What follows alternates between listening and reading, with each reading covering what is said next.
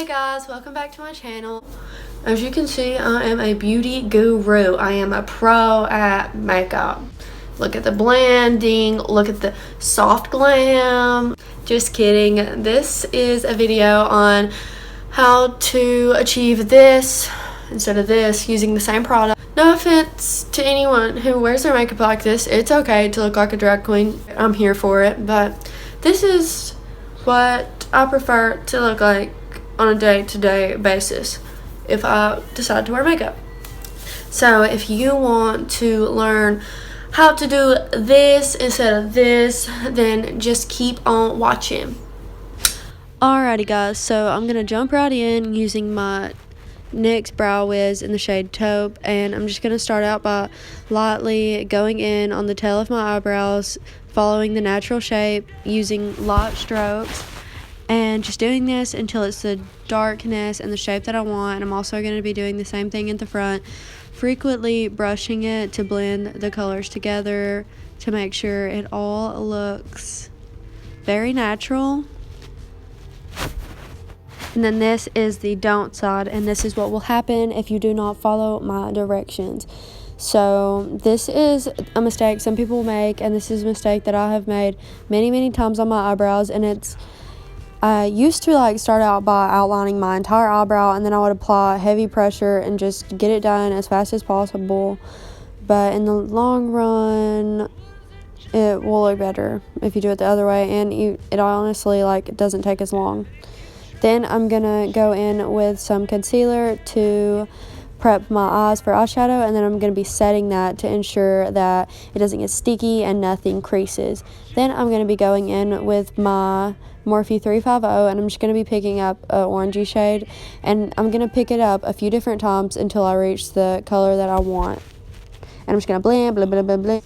Now I'm going to be going in with my Venus palette, and I'm going to pick up the shade Creation on a smaller brush, and I'm going to use this to start to define my eye once I have reached my maximum depth with my transition shade. And I'm just gonna start out applying this and get darker and darker, and I'm not gonna apply too much at once because you can't take it away, but you can always add more. And then I'm gonna pick up a blank brush with nothing on it just to blend everything together. And now I'm going in with Icon from the same palette, and I'm just picking up a tiny bit, and I'm just going to start to apply that in the same places, and then I'm going to blend everything together with the first brush I used with the Morphe 350 eyeshadow product. Now I'm going to use an even smaller brush and the same shade Icon to deepen things up even more, and then using the blank brush to blend things together. And I'm not going to blend too much or too hot so that nothing gets too messy. Now going in with Soft Umber from the Modern Renaissance palette, I'm going to be deepening things up even more because the shade Icon couldn't do it for me. And when I say I don't want to blend too much, I mean I don't want to blend it too high. I want to keep it in the same spot. I just want to blend the shades together seamlessly so there aren't any just gaps of the shades. And now I'm going to be using Vermeer on my lid, and I'm going to be keeping it towards the front. I don't want to put it up into the crease or anything. Then I'm going to be going back in with that same brush with whatever left over. Soft Umber is on the brush, and I'm just going to blend the two shades together. Now I'm going to be priming my other eye on the don't side, and I'm just going to blend that in, but I'm not going to set it this time. I'm just going to dive right in with way too much product. As you can see, I didn't pick up a transition shade. I just dove right in to Creation from the Venus palette, and then on top of that dove right into the Soft Umber without using a smaller brush. And by doing this, the shades just kind of blend together and it doesn't look good. It looks very messy. And then I'm going to be using the same shade Vermeer, and instead of keeping it towards the front and keeping it out of the crease, I put it all over the whole lid, and that looks not too good. I don't prefer that look, but it's okay if you do. I just feel like this other side just looks neater and more put together. Now I'm going to be winging some eyeliner, and whenever I do my eyeliner, I like to start by doing a thin line and making the wing first, and I just do the outline of the wing, and I keep it kind of small at first because then you can add on to it, but you can't really take it away without making a mess. Then I like to keep the line pretty thin across the whole lid, keeping it biggest at the outside and thinnest towards the middle. like a ombre effect. It gets smaller towards the front, bigger towards the back. It looks best that way instead of having like your whole eyelid covered with eyeliner, because then your eyelashes will look so short when you put on mascara if you're not wearing falsies, which I don't on a day-to-day basis wear falsies. And I'm just going to be making sure everything is nice and filled in and super dark.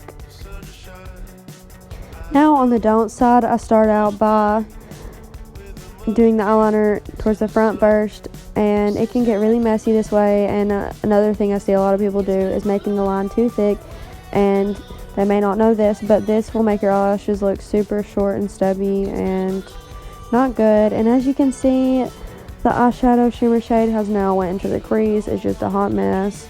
And then also I'm making the winged eyeliner really big, and some people do this, and some looks it's suitable to have a much bigger line or a much bigger wing, but a lot of times people connect like their eyebrow and their winged eyeliner pretty much, and the wing just keeps getting bigger and bigger and bigger. And by doing it the first way I showed you guys, you will avoid this happening. See, then I have to reconnect the wing to the line, and the middle of the line, it just keeps getting thicker and thicker. See, that side is much better. Now I'm going to be using a primer to cover up my pores before applying foundation. I'm going to be using my Makeup Forever foundation.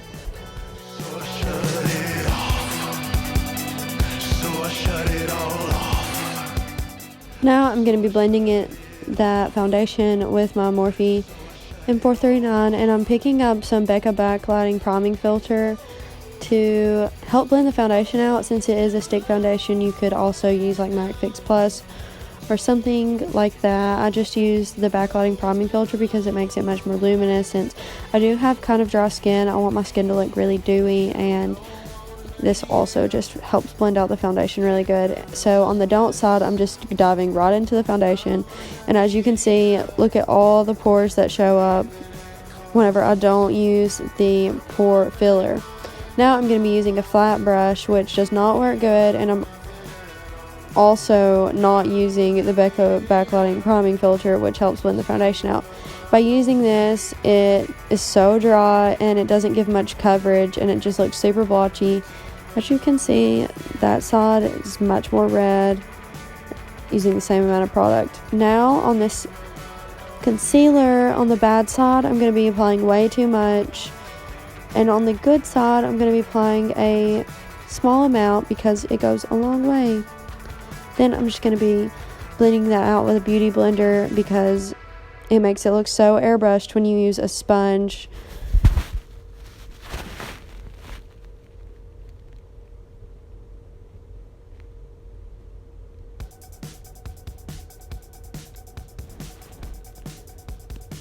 Now on the don't side, I'm going to be going back in with that flat brush, and using this, it just kind of smears everything everywhere. So if you don't have a sponge, I would highly recommend getting one because it can be used for foundation, concealer, contour, any cream product, or even your setting powder. It works very good and it's very versatile, and the Real Technique sponge is only about $4, and they last a pretty long time as long as you keep them washed and keep them clean. So on this side, you can see it just looks super smeared and way too white and blotchy. Now I'm going to be cream contouring, and on the good side, I applied a smaller amount, but it goes a long way when you blend it out. And I'm also going to be going back in with a Morphe M439, and I'm just dabbing and then doing circular motions, pushing it back into the hairline.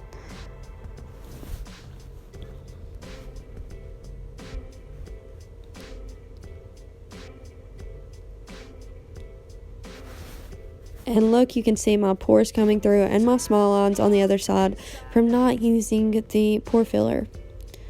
Now I'm going to be going back in with a flat brush to blend this out, and as you can see, it looks terrible because I applied too much product and the brush just isn't good. So just learn how much product you need to apply. Just practice makes perfect. It really does. So there's that side. Terrible. And then there's this side. It looks much more natural. Now I'm going to be setting everything because I use cream products. I don't want to get oily throughout the day. And then on this side, I'm just going straight in with my MAC Give Me Sun bronzer, and it looks terrible, super splotchy and disgusting because I did not set it before applying a powder over a cream. Now on this side, you can see it's much more natural and much more blended and beautiful and just glowy and bronzy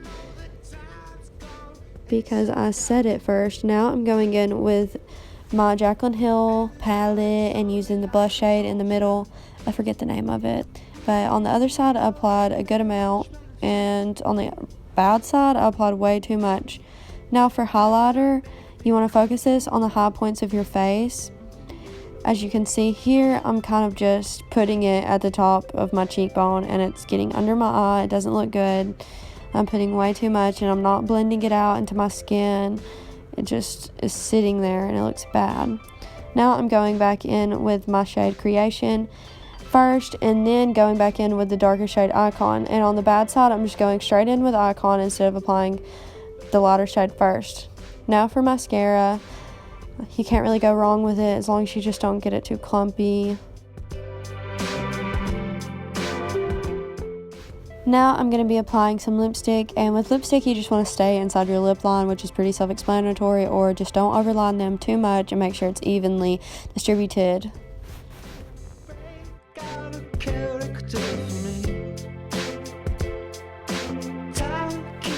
Thank you guys so much for watching my video. I hope that this ridiculousness could have helped some of you guys. I do know a couple people whose makeup's like this, but it doesn't matter. Do your makeup how you want to. I'm just here to help you guys if you would rather it look like this instead of this. But thank you guys so much for watching. It would mean the whole world if you liked my video and subscribe to me.